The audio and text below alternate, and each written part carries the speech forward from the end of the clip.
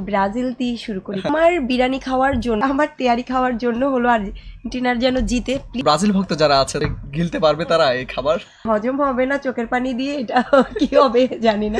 আমাদেরকে যদি একটু বলতেন যে কি কি পরিকল্পনা আছে আর্জেন্টিনার ট্রফি নিলে। আর্জেন্টিনার ইনশাল্লাহ কাপ নিবে। মেসির হাতে যেহেতু আমি 2022 সালে আমি নিজের চোখেই দেখেছি, আর 2026 সালেও আমি নিজের চোখে দেখবো ইনশাল্লাহ। তো আমার একটা ব্যাংক আছে, মাটির ব্যাংক। আচ্ছা আচ্ছা। তো আমি ওর বাবার থেকেও টাকা নিব না।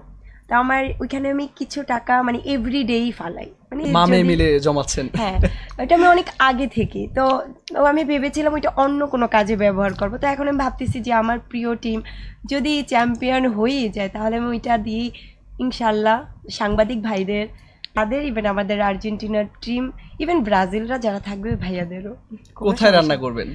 রান্না আমি যেখান থেকেই করে আনি, বাট আমি খাওয়াবো টিএসসিতে। আমি তো নিশ্চয়ই দাওয়াত পেয়েছি, এবার ইনশাআল্লাহ। সবাইকে একটু যদি দাওয়াতের দিয়ে দিতেন দাওয়াত। আচ্ছা, আমি ব্রাজিল দিয়ে শুরু করি কথা, যে ও ব্রাজিল সাপোর্টারদের দাওয়াত দিবেন? অবশ্যই। কেন দাওয়াত দিবেন ওদেরকে? আমার বিরিয়ানি খাওয়ার জন্য, মানে আমি অনেক কমেন্টসে দেখি যে ওনার তেয়ারি খাওয়ার জন্য হলো আর্জেন্টিনার জিতুক। তো আমি এটা বলি যে আমার তেয়ারি খাওয়ার জন্য হলো আর্জেন্টিনার যেন জিতে, প্লিজ আপনারা দোয়া করেন। ব্রাজিল ভক্তরা। হ্যাঁ বল, আর সাংবাদিক ভাইরা তো অবশ্যই, হুম। আর্জেন্টিনার ভক্তরা অবশ্যই। সো টিএসসিতে ওদের কি আসলে ব্রাজিল ভক্ত যারা আছে গিলতে পারবে তারা এই খাবার?